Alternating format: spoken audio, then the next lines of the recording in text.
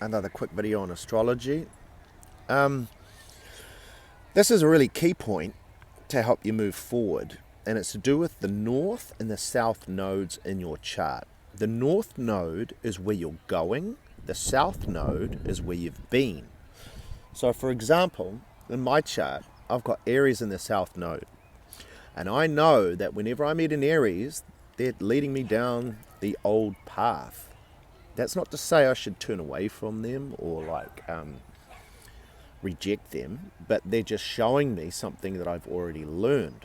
Whereas I've got Libra in the north node, and the north node is where I'm going. So it's the opposite of Aries, and the north node is a really good signpost for learning what it is you need to learn to move forward, whilst all the other lessons are going on with the different people that you interact with.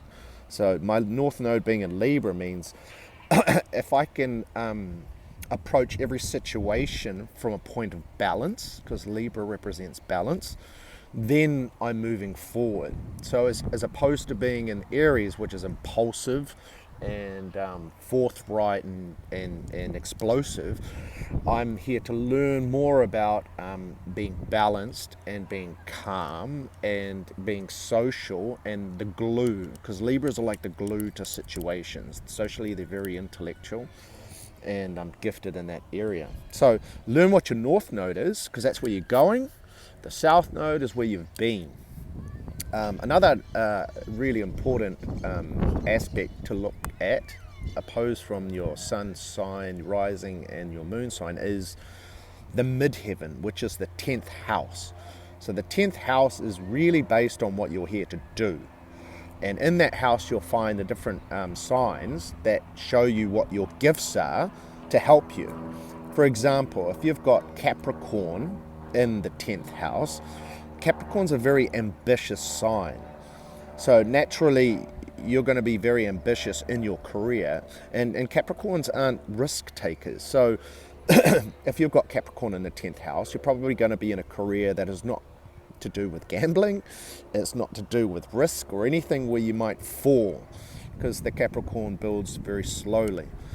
Naturally ambitious, they don't really have to work too hard to move forward, because somehow, just it's part of them being Capricorn, they draw in the people that they need to know and need to meet to be able to move forward. So understanding that, where you go about your business, when you meet a Capricorn, understand that they're ambitious and they're highly competitive. So in the 10th house, because they're ambitious, you know that they're going to get to where they're going, and they're going to meet the people that they need to meet. So you can hang around them at the parties, because naturally the people that are there, that are the decision makers, the big shots, are going to be drawn to the Capricorn. That's the secret. That's how it works. So look at your midheaven and find out what's going on in there.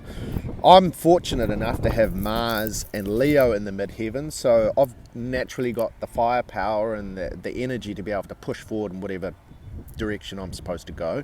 And I've also got the leadership capabilities of Leo in that part of my chart. And it's not anything to do with, I've got a good chart or a bad chart. It's more to do with what the lessons are. And depending on whether you learn those lessons, depends on how fast you ascend and when you rise up to another frequency.